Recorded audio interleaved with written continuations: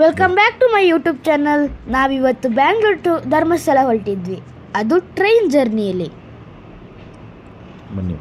ಬನ್ನಿ ಹೋಗೋಣ. ಇವಾಗ ಸುಬ್ರಹ್ಮಣ್ಯ ರೋಡಿಗೆ ಹೋದ್ವಿ.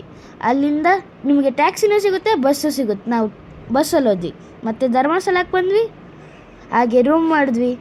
ಹಾಗೆ ಸುಮ್ಮನೆ ಸುತ್ತಾಡ್ತಾ ಎಲ್ಲದನ್ನೂ ನೋಡಿಕೊಂಡು ಏರೋಪ್ಲೇನು ಅವೆಲ್ಲ ನೋಡಿ ನೆಕ್ಸ್ಟ್ ಗೋಶಾಲೆ ನೋಡೋಕ್ಕೆ ಬಂದ್ವಿ. ಗೋಶಾಲೆ ಒಳಗಡೆ ಹೋಗೋಕ್ಕೆ ಬಿಟ್ಟಿಲ್ಲ. ಅದಕ್ಕೆ ನಾವು ಹೊರಗಡೆಯಿಂದನೇ ನಿಂತು ಎಲ್ಲ ನೋಡಿದ್ವಿ. ಏನು ಸಖತ್ತಾಗಿದೆ. ರಾತ್ರಿ ಹೊತ್ತು ದರ್ಶನಕ್ಕೆ ಹೊರಟಿದ್ವಿ. ಅದೇ ಟೈಮಿಗೆ ಆನೆಗಳು ಬಂದವು. ಆನೆಗಳು ನೋಡಿ ಹಂಗೆ ನಡ್ಕೊಂಡು ಹೋದ್ವಿ. ಹಾಗೆ ಅದು ಶಿವನಿಂದ ನೋಡಿ ತುಂಬ ಆಶ್ಚರ್ಯ ಆಯಿತು. ಅದು ನಾವು ಮೊದಲು ಹೋದಾಗ ಇನ್ನೂ ಮರಿಯಾಗಿತ್ತು. ಇವಾಗ ನನ್ನಷ್ಟು ಹೈಟ್ ಆಗಿಬಿಟ್ಟಿದೆ. ನೆಕ್ಸ್ಟ್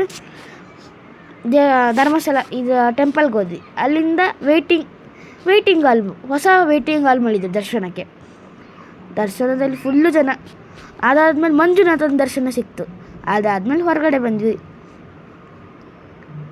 ರಾತ್ರಿ ಹೊತ್ತಂತೂ ಎಂಥ ಜನ ಅಂದರೆ ಹೇಳೋಕ್ಕಾಗಲ್ಲ. ಹಾಗೆ ಇವೆಲ್ಲ ಮುಗಿಸ್ಕೊಂಡು ಫಿಶ್ ಅಕ್ವೇರಿಯಮ್ಗೆ ಹೋದ್ವಿ. ಅಲ್ಲಿ ಹೋದರೆ ಎಷ್ಟು ಸಖತ್ತಾಗಿರೋ ಮೀನುಗಳಿದ್ವು. ಹಾಗೆ ಅವೆಲ್ಲ ಮುಗಿಸ್ಕೊಂಡು ಬೆಳಗ್ಗೆ ಉಡುಪಿ ಮಲ್ಪೆಗೆ ಬಂದ್ವಿ. ಅಲ್ಲೆಲ್ಲ ಫುಲ್ಲು ಎಂಜಾಯ್ ಮಾಡಿದ್ವಿ. ಎಂಜಾಯ್ ಮಾಡಿ ಮಾಡಿ ಮಾಡಿ ಸುಸ್ತೇ ಆಗೋಯ್ತು ನನಗೆ.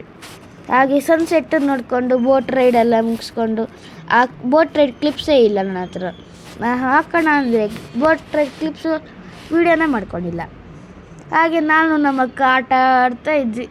ನಮ್ಮಪ್ಪ ಬನ್ನಿ ಸಾಕು ಅಂದರೆ ನಾನು ಅಲ್ಲೇ ಇದ್ದೆ. ಅದಾದಮೇಲೆ ಉಡುಪಿ ಮಠಕ್ಕೆ ಹೋದ್ವಿ. ಉಡುಪಿ ಮಠದಲ್ಲಿ ಎಲ್ಲ ವೀಡಿಯೋ ಮಾಡ್ಕೊಂಡ್ವಿ. ಆದರೆ ಒಳಗಡೆ ದೇವ್ರ ಹತ್ರ ಹೋಗೋಕ್ಕಂತ ಬಿಟ್ಟೇ ಇಲ್ಲ.